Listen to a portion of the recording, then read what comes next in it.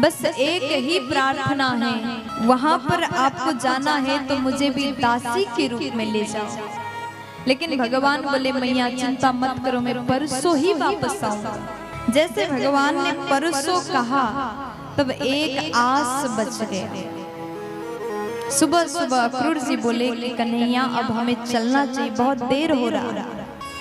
जैसे महल का द्वार कन्हैया ने खोला, सामने हजारों गोपियां कन्हैया को देख करके रोने लगी, कान्हा मत जाओ, कृष्ण मत जाओ, आपके बिन हम कैसे रहेंगे, क्योंकि आप से ही हमारा दिन शुरू होता है, आप हमारे जीवन धन हो, आप हमारे प्राण आधार हो, मत जाओ मत जाओ। रोकने लगी, लेकिन भगवान क्या करते, जाना जरूरी है। बस भगवान सबसे कहते परसों आऊंगा। गौशाला की ओर देखा, समस्त गायें रो रही हैं।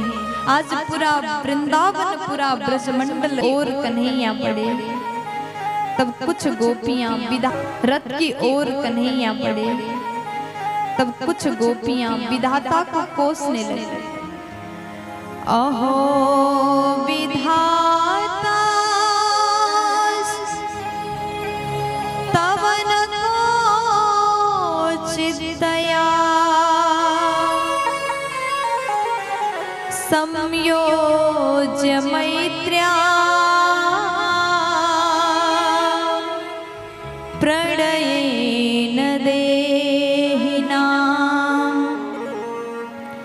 तम साकृतार्थान्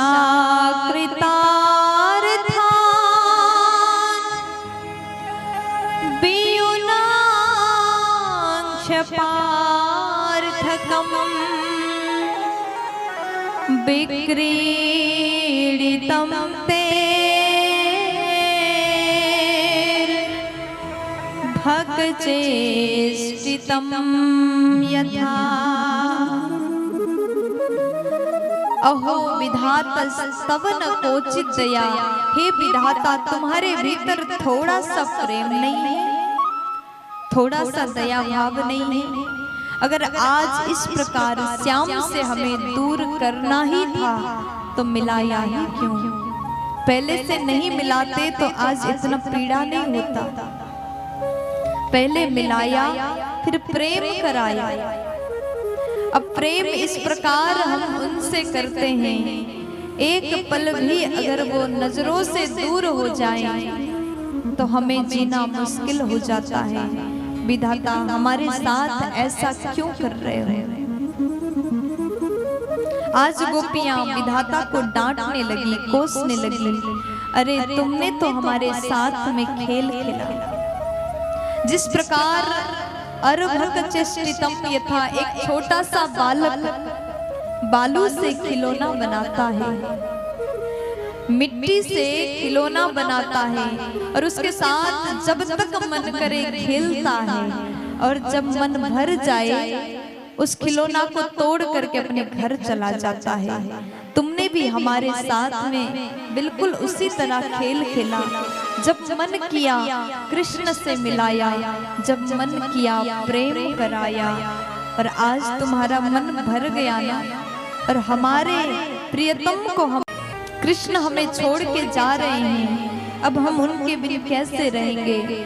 वृंदावन के प्रत्येक गोपियां कृष्ण के वियोग के पीड़ा में रोने लगी। अत्यंत पीड़ा हो रहा है। कुछ गोपी दौड़ के आई, अरे सखी तू क्या कर रही है? उधर देख कन्हैया रथ में बैठने वाले हैं, अब चले जाएंगे, अब ज्यादा नहीं रुकेंगे, जल्दी चलो। कोशिश हम करेंगे, जब तक बन सके कोशिश करेंगे, हमारा प्रयास रहेगा कि वो ना जाए, रुक जाए।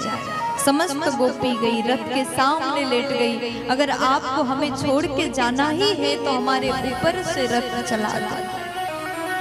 जब आप हमें छोड़ के जाओगे तो हमारा जीवित रहना कोई अर्थ नहीं। जब हमारे जीवन में आप ही नहीं रहोगे तो हम जी कर के क्या करेंगे? क्योंकि ये गोपियां भगवान से इतना प्रेम करती है, इतना प्रेम करती है। जीती है तो केवल कृष्ण के लिए। आज गोपियां कान्हा को रोक रही है। राधा रानी दौड़ के आई, जैसे देखा कृष्ण छोड़ के जा रहे हैं तो राधा रानी ने रोका नहीं, कुछ भी नहीं कहा, बस कन्हैया को देखने लगी। भगवान अपने बंसी राधा रानी के हाथ में रखते थे। गोपियां कहती हैं जब जा ही रहे हो तो ये बंसी को लेके क्यों नहीं जाते, ये तो तुम्हें प्रिय है ना। हो सकता है हम आपके लिए प्रिय नहीं हो इसलिए हमें छोड़ के जा रहे हो, लेकिन बंसी को तो सदैव अधरों से लगाते हो तो लेके क्यों नहीं जाते। तब आज कान्हा कहते हैं कि देखो गोपी, आज के बाद इस हाथ में बंसी नहीं, युद्ध के लिए शस्त्र अस्त्र हो। राधा रानी देखती है लेकिन रोका नहीं। मन में पीड़ा है, दिल में दर्द है, पर रोके तो कैसे रोके, क्योंकि भगवान को साथ देने के लिए, भगवान की शक्ति, भगवान की प्रेम बन करके श्री राधा रानी आई। राधा कृष्ण अलग नहीं है, प्रेम ने जब मूर्तिमान रूप लिया तो राधा बन जाता। राधा कृष्ण से अलग होकर के भी एक है। राधा रानी जानती है अगर मैं रोऊंगी और कन्हैया को रोकूंगी तो भगवान रुक भी जाएंगे। राधा रानी जानती भगवान रुक जाएंगे, लेकिन अगर मैं रोक दूं तो संसार में जिस काम के लिए आए वो कार्य पूर्ण नहीं होगा। दुष्टों का संहार कैसे होगा, धर्म की रक्षा कैसे होगा। आज भगवान को देखती रहती हैं और भगवान को भी अत्यंत कष्ट हो रहा है। राधा रानी से दूर जाना पड़ रहा है, गोपियों से दूर, ब्रज से दूर।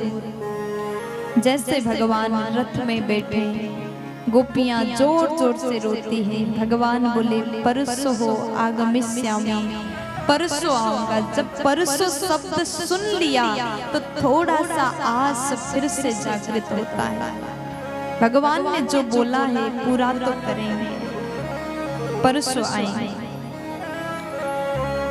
आज गोपियां भगवान को रास्ता प्रदान कर,